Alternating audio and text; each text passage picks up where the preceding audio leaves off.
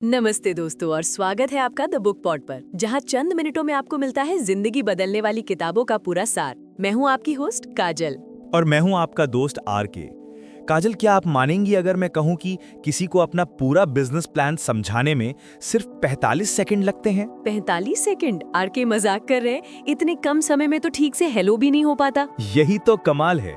आज हम जिस किताब की समरी लेकर आए हैं वो इसी जादुई फॉर्मूले का राज खोलती है। डॉन फेला की विश्व प्रसिद्ध किताब 45 सेकंड में प्रेजेंटेशन कैसे दें, जिससे आपका जीवन बदल जाएगा।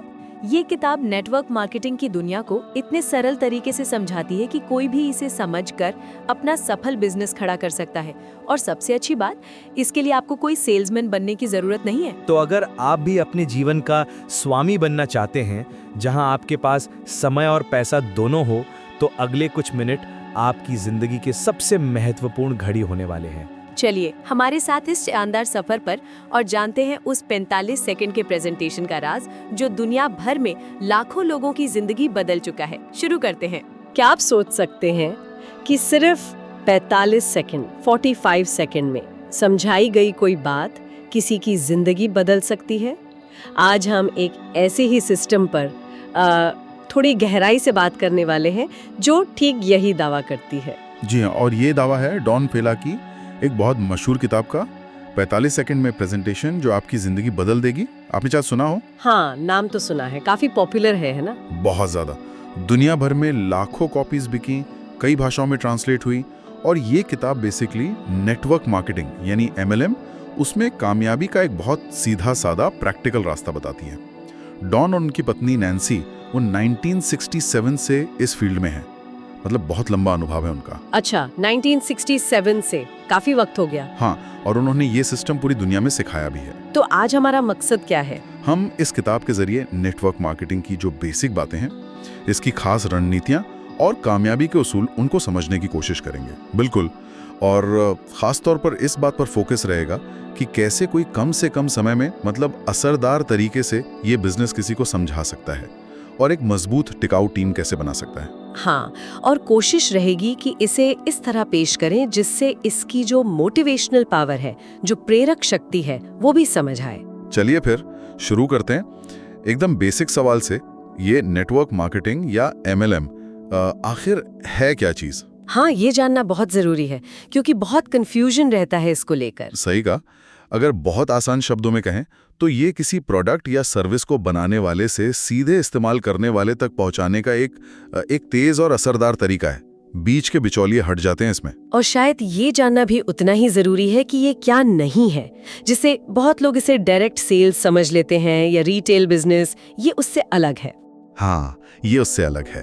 और सबसे जरूरी बात जो आपने कहा कंफ्यूजन है, वो ये कि ये कोई पिरामिड स्कीम नहीं है। पिरामिड स्कीमें तो गैर कानूनी होती हैं। उनमें असल में कोई प्रोडक्ट या सर्विस का लेन देन होता ही नहीं, ज्यादातर बस पैसा ऊपर जाता है। अच्छा, तो MLM लीगल है और उसमें प्रोडक्ट्स या सर्विसेज का लेन देन होता है। बिल्कुल सही।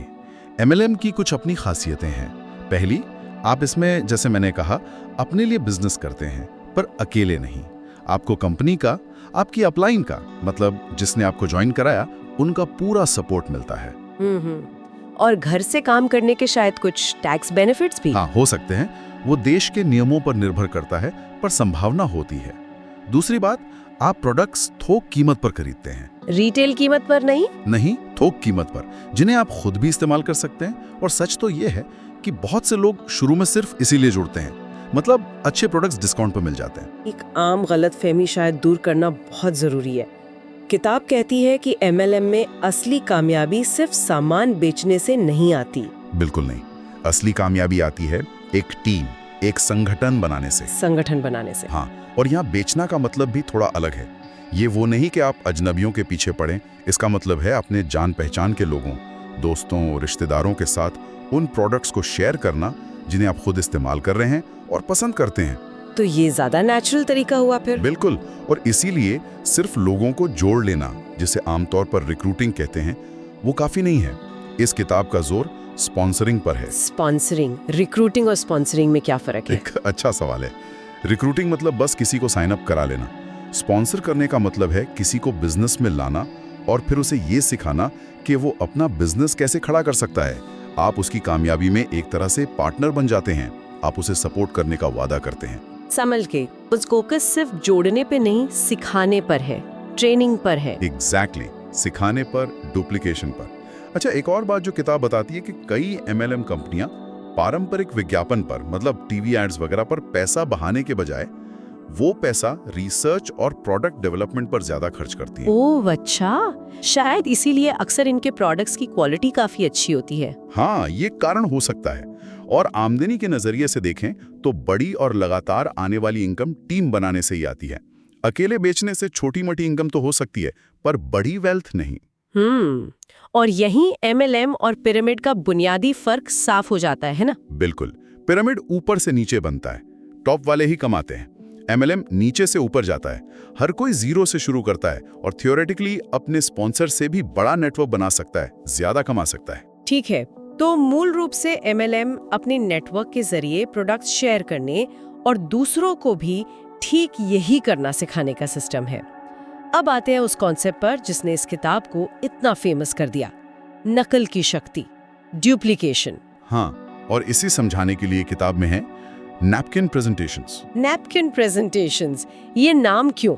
नाम इसलिए क्योंकि ये कॉन्सेप्ट्स इतने सरल हैं कि आप इन्हें सचमुच किसी रेस्टोरेंट में बैठे बैठे एक नैपकिन पर ड्रॉ करके किसी को समझा सकते हैं और वो आगे किसी और को समझा सकता है। इतने सिंपल। अच्छा, तो पहला नैपकिन प्रेजेंटेशन क्या है?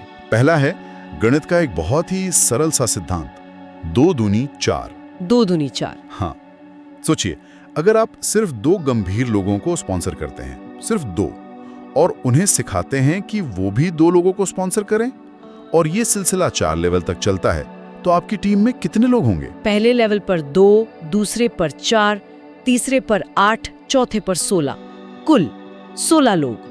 हाँ, चौथे लेवल पे 16 लोग। अब सोचिए, अगर आप 2 के बजाय सिर्फ 1 ज्यादा यानी 3 लोगों को स्पॉन्सर करें और वहीं 4 लेवल की नकल हो, तो पहले लेवल 3, दूसरे 9, 3 into 3, तीसरे 27, 9 into 3, चौथे 81, 27 into 3। अरे वाह, कहाँ 16 और कहाँ 81, सिर्फ एक एक्स्ट्रा व्यक्ति को सही ढंग से सिखाने से इतना बड़ा फर्क। बिल्कुल। और अब सोचिए, अगर आप 5 गंभीर लोगों को स्पॉन्सर करते हैं और उन्हें सिखाते हैं कि वो भी 5 को स्पॉन्सर करना सिखाएं। 5 को, ठीक है, तो पहले लेवल पर 5, दूसरे पर 25, 5 into 5, तीसरे पर 125, 25 into 5, और चौथे लेवल पर 625, 125 into 5। बाप रे! और अगर इन सबको जोड़ दें तो आपके संगठन में 780 वितरक हो जाते हैं। 780 लोग, सिर्फ 5 लोगों से शुरू करके और उन्हें सही तरीके से सिखाकर। हाँ, यही है नकल की ताकत, डुप्लीकेशन की पावर। अक्सर लोग सोचते हैं कि MLM में कामयाब होने के लिए सैकड़ों लोगों को सीधे स्पॉन्सर करना पड़ता है। हाँ, यही लगता है। लेकिन किताब का सबसे बड़ा सबक शायद यही है कि असल में आपको सिर्फ कुछ, जैसे 5 गंभीर लोगों को ढूंढना है और फिर उन्हें सिखाना है कि वो आगे कैसे सिखाएं। फोकस बड़े नंबर पर नहीं बल्कि सही नकल और गहराई पर है।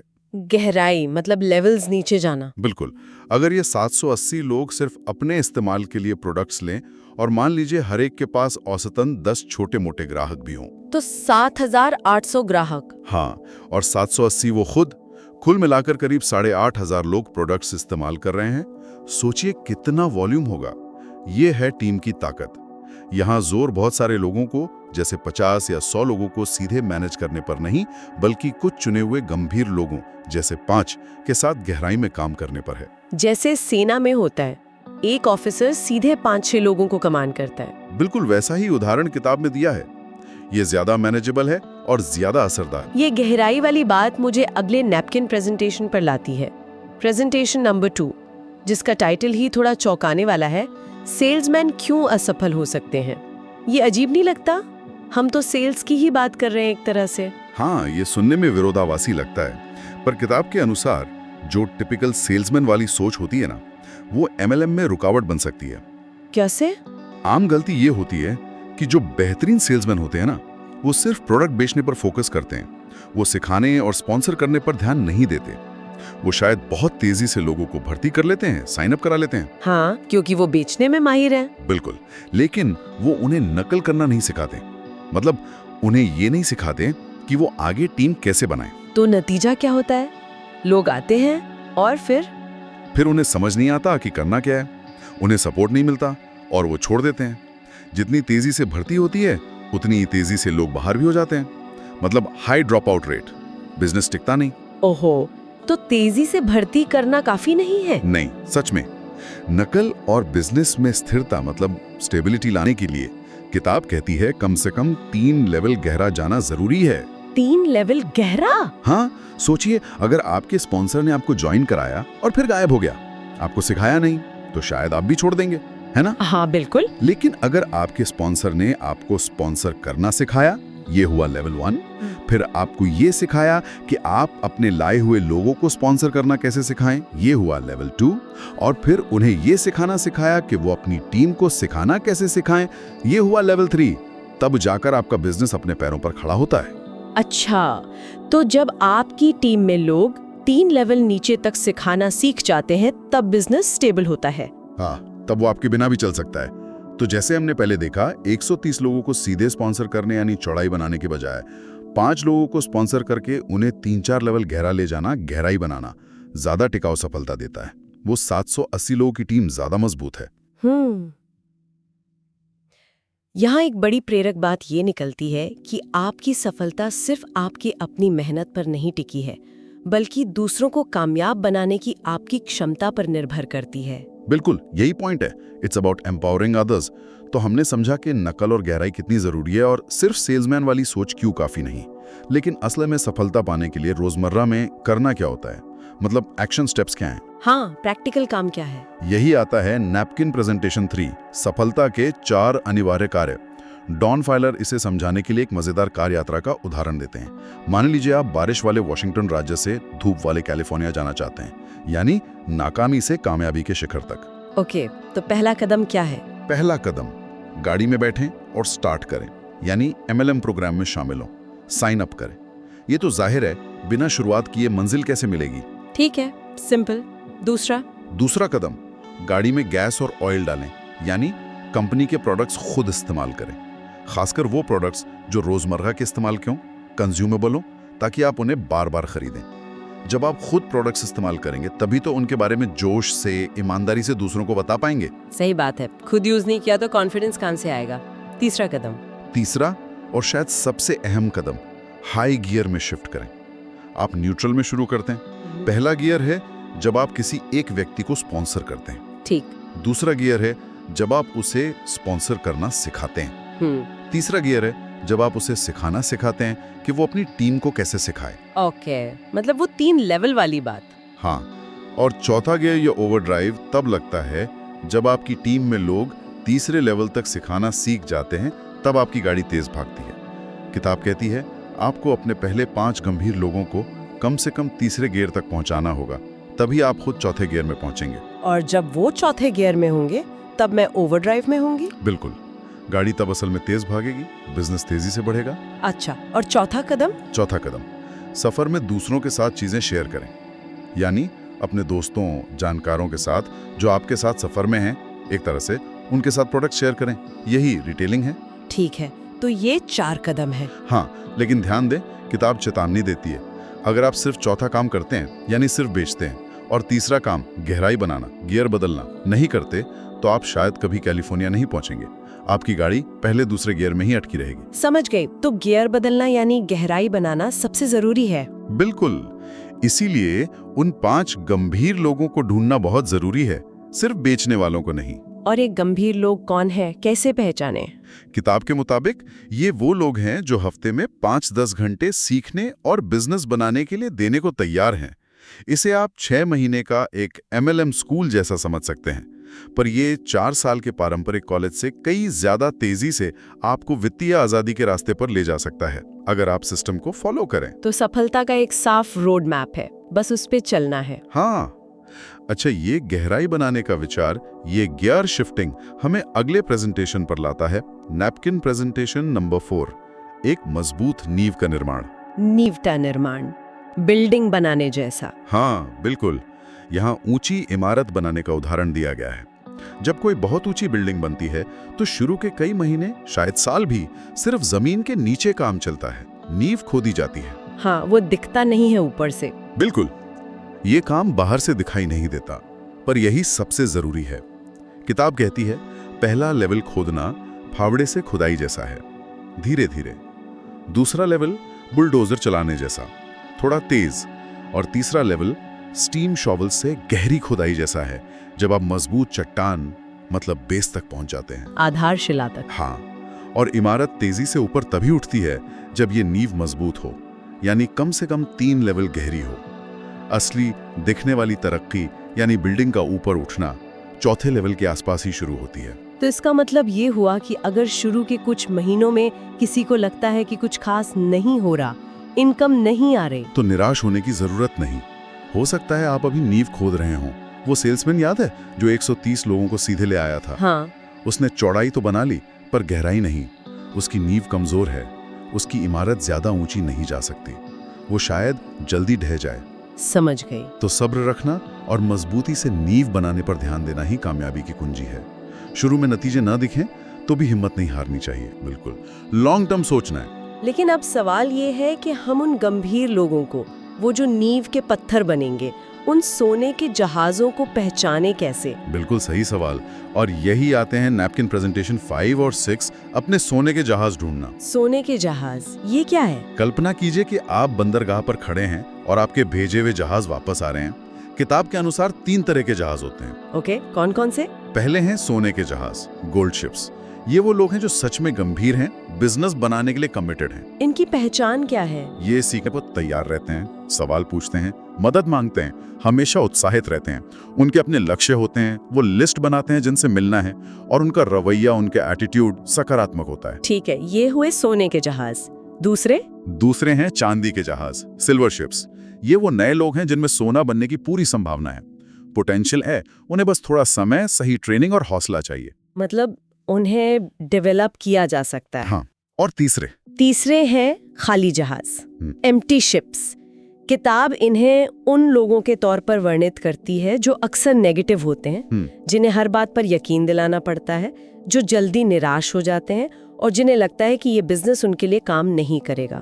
वो हमेशा बहाने बनाते हैं। तो किताब की सलाह क्या है इन तीनों के बारे में? सलाह सीधी है, अपना ज्यादातर समय और ऊर्जा सोने के जहाजों पर लगाओ, उन्हें सपोर्ट करो और चांदी के जहाजों को सोना बनने में मदद करो, उन्हें सिखाओ, गाइड करो। और खाली जहाजों का क्या? खाली जहाजों से बचो।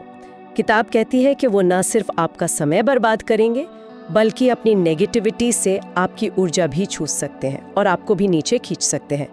उन्हें कॉल करना बंद कर दो, वो आपको कॉल करेंगे अगर वो बदलना चाहेंगे। ये थोड़ा कठिन लग सकता है, पर शायद जरूरी है अपनी एनर्जी बचाने के लिए। हाँ, लेकिन लोगों तक पहुंचे कैसे? खासकर बिना दबाव डाले, किसी को ये ना लगे कि हम उन्हें कुछ बेचने की कोशिश कर रहे हैं। इसके लिए किताब एक अच्छी तकनीक बताती है, third party invitation. Third party invitation वो क्या है? मतलब सीधे ये पूछने के बजाय कि क्या आप एक्स्ट्रा पैसा कमाना चाहेंगे, आप ऐसे पूछ सकते हैं कि आप किसी ऐसे व्यक्ति को जानते हैं जो अपनी आमदनी बढ़ाने में दिलचस्पी रखता हो। अच्छा, इससे दबाव कम हो जाता है? हाँ, अक्सर लोग जवाब में कहते हैं हाँ मैं, बताओ क्या है, या वो सचमुच किसी और का नाम बता सकते हैं। ये कम दबाव वाला तरीका है। और रिजेक्शन का डर, ना सुनने का डर, उसका क्या करें? उसके लिए वो जहाज भेजने वाली मिसाल याद रखें। जब आप किसी से बिजनेस के बारे में पूछते हैं तो आप समंदर में एक जहाज भेज रहे हैं, या तो वो तैरेगा मतलब हाँ कहेगा, या डूबेगा मतलब ना कहेगा। ठीक है। अगर वो डूब गया तो क्या फर्क पड़ता है? आप तो बंदरगाह पर सुरक्षित खड़े हैं, समंदर में और भी जहाज हैं। जितने ज्यादा जहाज भेजेंगे उतने ही ज्यादा सोने के जहाज वापस आने की संभावना बढ़ेगी। रिजेक्शन को पर्सनली नहीं लेना है। ये नजरिया अच्छा है, रिजेक्शन को हैंडल करने में मदद करेगा। अच्छा, ये पहचानना शायद असल जिंदगी में काफी मुश्किल होता होगा कि कौन सोने का है, कौन चांदी का और कौन खाली। हाँ, वो तो समय के साथ ही पता चलता है, एकदम से नहीं। पर ये नजरिया आपकी ऊर्जा को सही जगह लगाने में मदद करता है। और ये ऊर्जा और प्रेरणा बनाए रखना बहुत जरूरी है ना? नैपकिन प्रेजेंटेशन 8 इसी बारे में है शायद, सिजल सेशंस की शक्ति। हाँ, सिजल सेशन मतलब छोटी अनौपचारिक मीटिंग्स, शायद किसी रेस्टोरेंट में, कॉफी पर या किसी के घर पर। किताब यहाँ कैंप फायर मतलब अलाव का उदाहरण देती है। अलाव? हाँ, एक अकेली लकड़ी जल्दी बुझ जाती है ना? लेकिन जब कई लकड़ियों को एक साथ रखा जाता है तो आग तेज जलती है और देर तक जलती रहती है। सही बात है।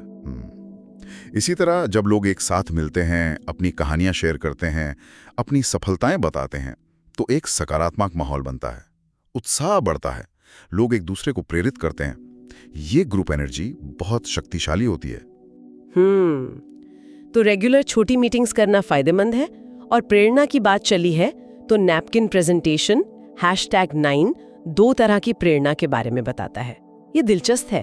हाँ, पहली है गर्म पानी से नहाने जैसी प्रेरणा, हॉट बाथ मोटिवेशन। गर्म पानी से नहाना मतलब ये आपको बड़ी रैलियों, सेमिनार या मोटिवेशनल किताबों से मिलती है। आप एकदम जोश में आ जाते हैं, लगता है कि बस दुनिया जीत लेंगे। लेकिन इसका असर जल्दी ही ठंडा पड़ जाता है, जैसे गर्म पानी का असर थोड़ी देर में खत्म हो जाता है। ये बाहरी मोटिवेशन है। अच्छा, तो दूसरी तरह की प्रेरणा कौन सी है? दूसरी है ऊपर जाने वाली या लगातार बनी रहने वाली प्रेरणा, कांस्टेंट मोटिवेशन। ये असली और टिकाऊ होती है। ये कहाँ से आती है? ये तब पैदा होती है जब आप अपनी टीम में अपने नीचे के लोगों को, अपनी डाउनलाइन को कामयाब होते हुए देखते हैं। जब आपका स्पॉन्सर किया हुआ व्यक्ति किसी को स्पॉन्सर करता है या प्रोडक्ट्स बेचता है या लेवल ऊपर जाता है, तो वो सकारात्मक ऊर्जा ऊपर आप तक पहुंचती है और आपको लगातार प्रेरित करती है। ये अंदरूनी मोटिवेशन है। ओह अच्छा, तो दूसरों की सफलता से हमें असली प्रेरणा मिलती है? बिल्कुल। इसे समझाने के लिए किताब पानी उबालने का एक और बढ़िया उदाहरण देती है। पानी उबालना? हाँ, मान लीजिए आपका स्पॉन्सर सूरज की तरह है। वो गर्मी तो दे सकता है, पर अकेले पानी नहीं उबाल सकता। पानी उबालने के लिए नीचे आग जलानी पड़ती है। ठीक है। जब आप लोगों को स्पॉन्सर करते हैं तो आप पहला बर्नर जलाते हैं। जब आप उन्हें स्पॉन्सर करना सिखाते हैं तो दूसरा बर्नर जलता है, और ये सिलसिला जब गहराई में जाता है तो और बर्नर जलते हैं। तापमान बढ़ता जाता है और पानी उबलने लगता है। हाँ, आखिरकार पानी 212 डिग्री फ़ारेनहाइट पर उबलने लगता है। और एक बार पानी उबलने लगे तो सूरज यानी स्पॉन्सर के हटने पर भी वो उबलता रहता है। आपका बिजनेस आत्मनिर्भर हो जाता है, सेल्फ सस्टेनिंग। वाह, ये तो कमाल का एनालॉजी है। इसका मतलब है कि असली मोटिवेशन और बिजनेस की स्थिरता गहराई बनाने से आती है। एग्जैक्टली। दूसरों को कामयाब होने में मदद करना। किताब में एक और बात है, अपनी मोमबत्ती से दूसरों की मोमबत्ती जलाना, पर अपनी मोमबत्ती नीचे रखना ताकि उनकी ऊपर रहे, मतलब अपनी टीम को आगे बढ़ाना। यही सबसे शक्तिशाली और स्थायी प्रेरणा है। सफलता सफलता को जन्म देती है। वाह, ये एनालॉजीज वाकई बहुत शक्तिशाली हैं। अच्छा, अब जरा बड़ी तस्वीर देखते हैं, बिजनेस का विकास और रिटायरमेंट। किताब रिटायरमेंट की भी बात करती है। हाँ बेवकूफ। नैपकिन प्रेजेंटेशन #10, जिसे विकास का पंचकोण, पेंटागन ऑफ ग्रोथ कहा गया है, वो दिखाता है कि अगर 5 गंभीर लोग मिल जाएं और नकल सही ढंग से हो तो बिजनेस कितनी तेजी से बढ़ सकता है। 5वें महीने में 625 लोग चौथे लेवल पर। यह सिर्फ एक उदाहरण है, पर पोटेंशियल दिखाता है। और रिटायरमेंट वाली बात? हाँ, फिर किताब अध्याय 12 और 16 में 1 से 3 साल में रिटायरमेंट जैसी बड़ी बात करती है। 1 से 3 साल में रिटायरमेंट, ये कैसे हो सकता है? देखिए, यहाँ रिटायरमेंट का मतलब शायद वो नहीं जो हम आम तौर पर समझते हैं, मतलब पूरी तरह काम छोड़ देना। यहाँ मतलब है उस स्थिति में पहुंचना जहां आपको पैसे के लिए काम करने की जरूरत ना पड़े, मतलब वित्तीय स्वतंत्रता। Passive income. हाँ, पैसिव या रेसिडुअल इनकम। पारंपरिक तरीके से रिटायरमेंट के लिए आज लाखों करोड़ों बचाना कितना मुश्किल है ना? उसकी तुलना में किताब कहती है कि MLM हर महीने मान लीजिए $5,000 या $10,000 या उससे ज्यादा की निष्क्रिय आय बनाने का एक यथार्थवादी, एक रियलिस्टिक रास्ता दे सकता है। लेकिन 1 से 3 साल, ये तो बहुत महत्वाकांक्षी लगता है, बहुत फास्ट। हाँ, महत्वाकांक्षी तो है, पर किताब का तर्क है कि अगर कोई व्यक्ति हफ्ते में 5-10 घंटे गंभीरता से सीखने और काम करने के लिए तैयार है, वही 6 महीने का MLM स्कूल, और सिस्टम को सही से फॉलो करता है, तो ये संभव है। ये पारंपरिक 4 साल की कॉलेज डिग्री और फिर सालों की नौकरी के मुकाबले वित्तीय आजादी का कहीं ज्यादा तेज रास्ता हो सकता है, अगर सिस्टम सही से काम करे और आप मेहनत करें। मतलब ये कोई जल्दी अमीर बनने की स्कीम नहीं है, मेहनत तो करनी पड़ेगी। बिल्कुल नहीं, मेहनत, लगन और सही तरीके से काम करना पड़ेगा। ये सब निर्भर करता है सही सिस्टम को फॉलो करने, लगातार मेहनत करने और सही लोगों को ढूंढकर उन्हें सिखाने पर। और यहीं पर लीडरशिप, नेतृत्व और सही नजरिए की भूमिका आती है, जैसा अध्याय 17 में बताया गया है। तो कामयाब होने के लिए और क्या चाहिए? सिर्फ सिस्टम जानना काफी नहीं है? नहीं, एक मजबूत सपना या विजन होना बहुत जरूरी है। आप ये सब क्यों कर रहे हैं, आप क्या हासिल करना चाहते हैं, वो क्यों आपको मोटिवेटेड रखेगा। Why power. हाँ, इसके अलावा लीडरशिप के गुण जैसे सकारात्मक रवैया रखना, ऑर्गेनाइज्ड होना और मुश्किलों में हार ना मानना, मतलब लचीलापन, रेजिलियंस, ये सब जरूरी है। और किताब ये भी जोर देती है कि MLM सिर्फ पैसा कमाने का जरिया नहीं है। सही कहा, ये व्यक्तिगत विकास, पर्सनैलिटी डेवलपमेंट का, अपनी जिंदगी को बेहतर बनाने का और शायद सबसे जरूरी दूसरों को भी ऐसा करने में मदद करने का एक रास्ता है। फोकस हमेशा दूसरों की मदद करने पर होना चाहिए। जब आप दूसरों को सफल बनाते हैं तो आप खुद सफल हो जाते हैं। गिविंग में ही रिसीविंग है। बिल्कुल, आप अपनी जिंदगी के मालिक बन सकते हैं और दूसरों को भी ऐसा करने में मदद कर सकते हैं। यही इस पूरी प्रणाली का मूल सार है, जैसा डॉन फाइला बताते हैं। तो अगर हम आज की इस पूरी बातचीत को समेटे तो डॉन फाइला की किताब के अनुसार MLM में सफलता का राज क्या है? सरल, आसानी से नकल किए जाने वाले कदम उठाना।